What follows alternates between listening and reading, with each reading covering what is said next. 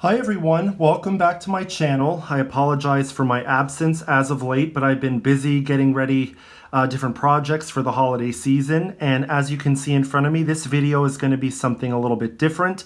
As you can see, these two ceramic pieces have some wear and tear. They're missing some paint, it's chipped. So I know a lot of my followers and viewers are interested in antiques and vintage items. And for those of us that like to go thrifting and find good deals on some items, certain things aren't always in the best condition. Rather than leave them on the shelf or forget about them, why not take them home, fix them up, and then add them to your collection? So these two pieces that I have in front of me are called Shopper Girl vases. They were popular in the 50s and 60s, and I got a good deal on both of these. I knew that they were going to take some color matching and some paint mixing to get the colors right, but I'm going to do a tutorial of just that. So stay tuned to see what these look like as I progress, and hopefully you guys enjoy this video. Stay tuned for a lot more content. Alright, so this piece here only has a few minor chips and things. As you can see, her scarf is missing some red paint, a little bit on her glove, and then there's a little bit of a chip out of this kind of a mint green present. Let's look around the back and see if she needs any other touch-ups. While I'm at it, I am going to add some red here on her hat, and then on the back of the scarf here as well, just for some good measure. It looks like the rest of the paint is good and crisp. And so it's usually like reds and greens and certain colors that are cold press paint are the ones that kind of chip off and kind of lose their color. So this is an easy fix on this one. So I am going to get my Gloss Enamel Acrylic, which is by Americana. You can find this type of paint at Michael's and other craft stores. I also use this for my portrait wine glasses. This is good because it's made specifically for metals, glass, ceramic, and that sort of material. So I'm going to try this color right out of the bottle and see how close I can match the red. As you can see, it's very vibrant, which is kind of what we want. It's like a Christmas red, which would go perfect with this here. I am going to have to color match the green on the figurine back here, but right now let's focus on the red. So I'm just going to use a small bristled brush. Again, this is a paintbrush that I picked up at Michael's throughout the years. Hopefully that can focus good. So I'm going to take my brush and lightly stroke it onto the scarf. And if it doesn't match exactly, at least this is a place to start to see if I need to add any darker color to it or if I need to lighten it up.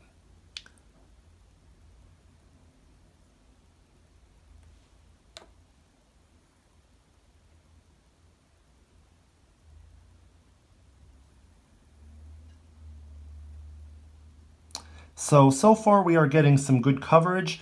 It looks like it's matching the red fairly well, but we won't really know until the red dries a little bit more to see if I need to mix a different color. Or this is also your choice too, to completely repaint the figurine in a different color scheme. Maybe you do a blue Christmas, maybe you do silver and gold. I like to keep these vintage items kind of true to color. This isn't the first time that I'm fixing up a vintage ceramic piece. I do find it kind of relaxing and fun, and since I got a good deal on both of these figurines on eBay, I couldn't pass them up just because they were missing some color. So I try to be very careful when I paint. I'm very meticulous, and if I go out of the lines, I like to kind of just fix it up a little bit, just like that, and make it kind of look like I meant to do that. So we're going to let the scarf dry a little bit. I'm going to move it around so you can see there's a bit of a glare because it's shiny. And I'm going to start working on her glove.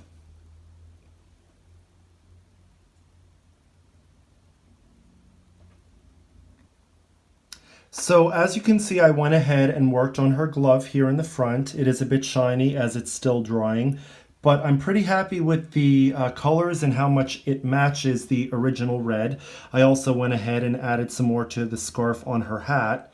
And once this dries, I'm going to see if it's a pretty good match, and if I'm happy with it, I'm going to let it as is. Otherwise, I'll go in and do some red mixing to make sure it's a little bit more true to the original color. Now I'm going to go ahead and fix this little chip on the green present in her hand. So what I'm doing now is obviously cleaning off my brushes here in the background, but I started my green. As you could see, it's a little bit darker, trying to get some good light here. It's a bit dark outside, so I don't have good natural light, but I'm mixing a regular classic green with a white because I want to try to get as true to color of this green as I can. So I'm going to add a little bit more white to this and see what I come up with. So stick with me. So let's get my brush. Let's get some white paint. This is Folk Art multi-surface titanium white. That's a traditional type of name for an oil paint, an oil white, or even acrylic. So I'm just going to add, as you can see, just little by little, add different drops and mix it up. When I mix my own colors, I usually use either a medicine container or little solo cups like this that you can pick up at a craft store or a drugstore. These actually come with little ping pong cups. As you can see, they're little red solo cups, but they make for good mixing containers, because then I usually either wrap them up so the color stays fresh, and then it's good to go for other projects. So I think I'm getting even closer here, and let's try this green out and see what it looks like. I like to clean off my brushes too normally, but for such a small surface and area like this, I'm just going to kind of dab it on very lightly, take off any excess paint, and just kind of swipe it so that it covers the white chip. And when it dries, I'll have a better idea if that's a good match or if I have to add more white to it. So let's wait for that to dry a little bit more. I have to add red because I noticed her foot is also chipped, so I'm going to add some red to that just to add another pop of color.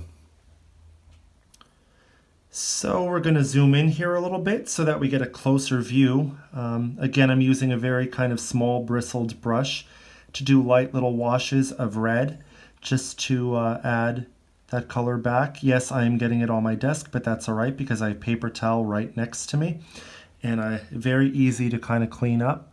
I'm usually pretty organized with painting, but this is kind of more of a relaxing project and just something that I like to do because, like I said, I got really good deals on these two figurines, and I didn't want to pass them up. These can actually go for upwards of $100 when they're in really good condition. They are missing the dogs.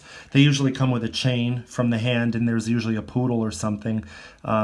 While I would like to have the dog, I don't have all that much space on my shelf, so at least I have the shopper girl to add to my collection, both of them. So I'm pretty happy with the way that this looks. I'm going to let it dry, and then we'll see what we come up with. I am pretty happy with the outcome of this figurine. The red looks pretty good. I am going to probably add more white to the green here on the present to match it a little bit better. But other than that, this was a fairly easy fix. Happy with the results. And now I'm going to work on this piece over here. Obviously, she has a lot more green missing on her dress and on the rest of the vase. So I'm going to mix a more of a Hunter Christmas green, and let's see what we come up with for her. So what I'm doing now for the green shopper girl is I mixed this kind of light blue with this classic green and a black. Obviously I added different variations of blue, green, and black to see if I could get the exact green that I'm looking for. This looks to be pretty close. I'm not sure if you can tell or not based on the lighting of this video, but like I said, you really don't know how close the color is going to be until it's actually dry. So I'm going to kind of go over the white patches with this color and see what it looks like. So I'm going to bring her forward, and you can watch me put some of the paint on. I don't want to put too much on my brush because I don't want it to get clumpy or anything. Just kind of lightly fill in some of the gaps and the white areas. It looks like some of this paint is still chipping. So for people that are actually really interested in ceramic restoration or plaster statue restoration, it's probably good to, if you're going to completely repaint a figurine like this, is to get a spray primer. And again, they're available at craft stores and Michael's and things like that. But I kind of just want to color match here. I didn't want to kind of strip the whole figurine of its original paint, because I do like to think that I'm just restoring it rather than completely redoing it. So we're just kind of adding different pieces of green. As you can see, it is definitely chipping off still there. Maybe when I'm done this completely after it dries well, I would add a sealer to it to make sure that the remaining paint stays on. But we'll see what it looks like once it's finished. So I'm going to work on this a little bit more, so stick with me.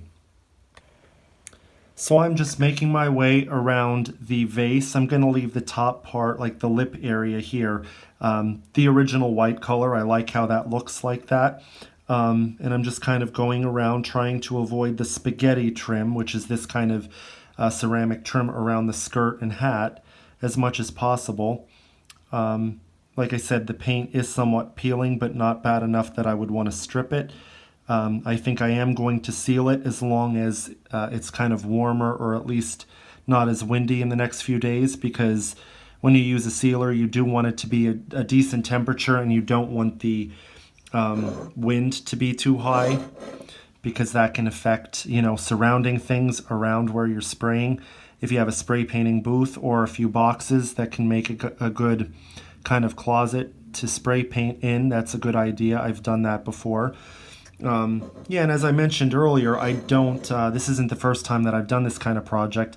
Over the summer, I refinished and restored 2 or 3 Virgin Mary statues for somebody. One was an outdoor statue, another one was an indoor statue, and I was pretty happy with the results. So that was a lot of color matching, mixing colors to make sure that I could get close to the original paint colors. And I find this kind of project pretty relaxing. You know, maybe a little bit stressful for some people, and I'd imagine that it would get stressful if you were taking it, you know, completely seriously or doing it for someone else. But these were because I liked the figurines. I thought I could do a good job of fixing them up rather than leaving them go. Like I said, I did get a good deal on them, so if I could fix them up, why not do that?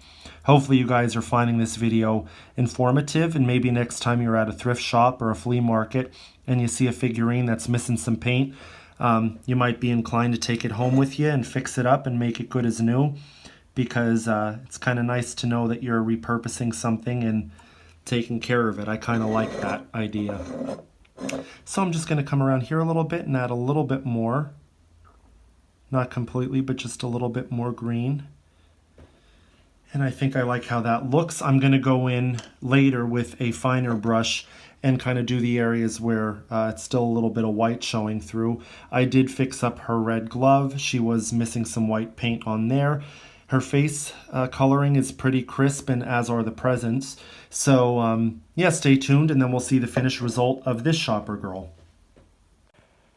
So here are the finished figurines. They are in the finishing process of drying. Again, I used multi-surface or gloss enamel acrylic paint. If you're going to do a project like this, be sure to clean it off with a damp cloth to remove any residue or dust. But other than that, I'm very happy with how these turned out. Hopefully you enjoyed this video, and stay tuned as we approach the holiday season.